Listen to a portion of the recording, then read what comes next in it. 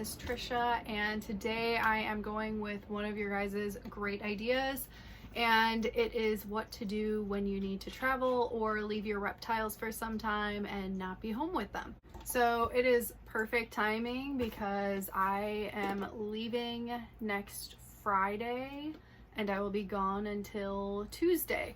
So I'm going to be going to Canada to visit my family.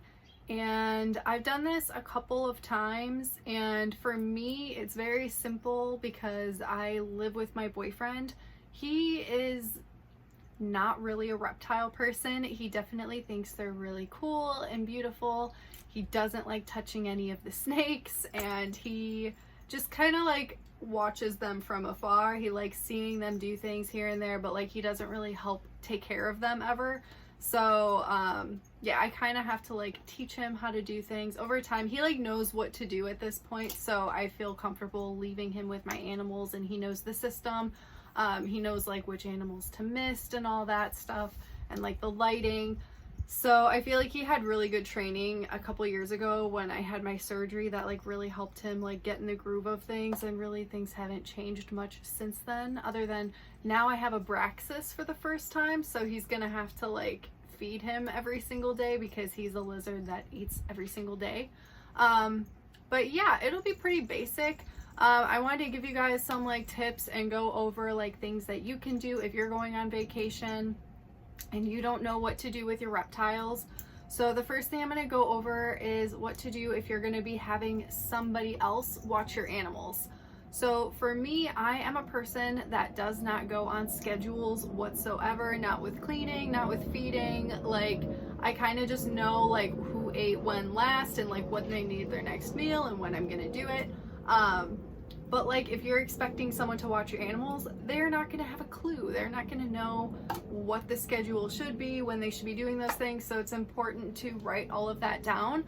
Something that I find really helpful is to just use post-it notes if needed on every single enclosure. Like if you need an animal misted during the morning and nighttime, you can put all that information on there, when the feeding should be. That way they can just go from there and see the post-it notes on the enclosures every single day. That's something that's super helpful. Even just leaving like a letter with notes and like things to be aware of. Like something I need Brandon to be aware of is Bowie has been very food aggressive as of late. So like every single time at nighttime, I'm turning the lights off and it's very dark in here and I never know where she is in her enclosure. And I go to open it to mist and she's shooting out trying to bite because she thinks she's being fed. He needs warning about that because he's not going to be comfortable with that whatsoever. So things like that, it's important to keep in mind just to make sure that like your animals are properly getting cared for, but the person doing it is comfortable as well. So if you are looking to like screen someone to come in and take care of your animals, you haven't had anyone do it before, it's important to make sure, number one, that you trust that person and that you can rely on them to show up when needed, because the absolute worst thing would be if you are away and then this person kind of flakes on you and just doesn't show up when your animals need that. That would be a really bad situation. So you have to find someone that's very reliable and trustworthy, that you trust in your household and with your animals, someone that is probably at least a little comfortable with reptiles. They don't have to be like a huge reptile fanatic like yourself, but they need to be able to be comfortable enough to make sure that the animals get the proper care that they need. The best thing about reptiles is that they're extremely easy. If you want to leave, they're like not needy animals. They prefer to be left alone. Not all of them have to eat every single day. So that makes things way easier when it comes to caring for these guys and going on vacation and expecting someone else to just hop on board and help you take care of them. Other things that can make your life so much easier is to just have your lightings on timers. I don't have this. I had a timer a long time ago. I am very technologically challenged and I feel like I just don't trust things. I trust that like I would mess something up and the animal wouldn't get what they need. So I'm weird like that. Other people successfully do it all the time though. They have everything on timers and it makes their life so much easier. There's even timers that you can use where you can control it from your phone. So even if you are on vacation, you could turn the lights on your phone. Like that would be amazing. That would make your life so much easier. You wouldn't have to worry about someone coming over to turn lights off and turn lights off. turn lights on and off. Another thing that is very handy is having automatic misters. I have my automatic misting system. You guys know this. I got it like 2 years ago for Christmas and I was so excited. But the issue is that I don't know how to set it up at all. And I feel like I don't want to set it up while I'm living in this apartment, because when I set it up, I want it to be like permanent, have everything exactly how I need it, knowing that it's not going to be moving. I'll go from there. But until then, I do everything by hand. So that means the person watching my reptiles, which is my boyfriend, is going to have to spray everyone. It's really not a difficult task. It's something that I really don't mind doing and I enjoy doing it anyway. So I don't really like need the automatic mister. But if you are traveling, if you could just have everything on timers to be set and have your animals misted and the lights go on and off, you're pretty much set. You may maybe need someone to just come check on your animals. It's a good idea, even if they are just completely taken care of on their own, the lightings and the mistings, and maybe they don't need to be fed or whatever the case is. It's good to maybe just have someone pop in, take a look, make sure everyone's good, maybe give a couple animals a snack here and there. But yeah, reptiles are pretty easy when it comes to leaving them. So it's just very important to make sure that if you are going to have someone to come in, make sure you leave them some notes, some information, and you trust them, and they'll do a good job with your animals while you're gone. Something else that you guys can do if you don't have anyone that can come take care of your animals and you don't trust anyone, there's no one close nearby that can do it, whatever the case is.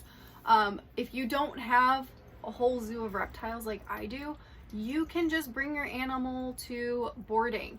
So it does depend on what you have locally in your area, but for me, I live in Chicago and Curious Creatures is like a 15-minute drive from me, and they do boarding. So I see people all the time like bringing their bearded dragon there, and they're like going on vacation or whatever, and they're just gonna babysit the bearded dragon for while they're on vacation and then pick them up. They know what they're doing there, so you can trust that the animal will be well cared for. So that is another alternative if you don't have like 15 animals, because you can't just drop off like 15 reptiles. That would be a little bit overkill. They may not have the space for that, but if you just have like 1 or 2 animals and you just don't feel comfortable leaving them alone with no one to watch them, boarding is always an option. So I feel like that's pretty much it. I feel like it's pretty easy to leave animals. If you've never done it before, it can be very stressful. I was so stressed the first time I went on a vacation and I had to have my friend Michelle watch them, but like it went so well. And it's nice knowing that like Brandon's just gonna be here and he can take care of them. I can text him whenever and be like, go feed Peaches, and then he'll just go do it. But reptiles are just like probably like the best pets ever to have if you have like a busy social life or you travel a lot, because they're gonna be fine. They really don't need too much. Just make sure that the animals' needs are still being met during the time that you're gone, which can be very simple if you're going to be using timers or having someone stop in and make sure everything is on point. Yeah, it's very simple. So yeah, that is today's video. I feel like this isn't exactly too helpful, but maybe you haven't done this before, or you're just nervous and you want some ideas of what to do when you leave your animal. But yeah, this is what works for me and what I'm going to be doing for mine. I hate leaving them. Honestly, the hardest part about me leaving is leaving Chacho, my dog, because he's going to be the most work. He needs like exercise all the time and he's just very needy. And that dog is with me literally 24/7. He's crying right now because he's not in this room and he wants to be in here.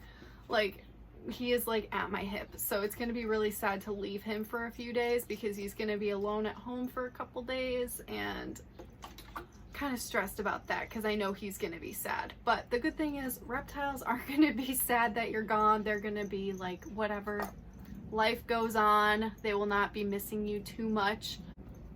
So reptiles are really great in that aspect. But I hope that this video was helpful. I wanted to put at least a little something out there while I'll be gone, because I'm not going to be able to film a video next week, so I'm like filming double this week. But yeah, I hope that you guys have a great weekend, and I will be back from Canada by the time I film another video for you guys. I don't even know what that's going to be, But yeah, stay tuned and I hope you have a great day. Thanks for being here.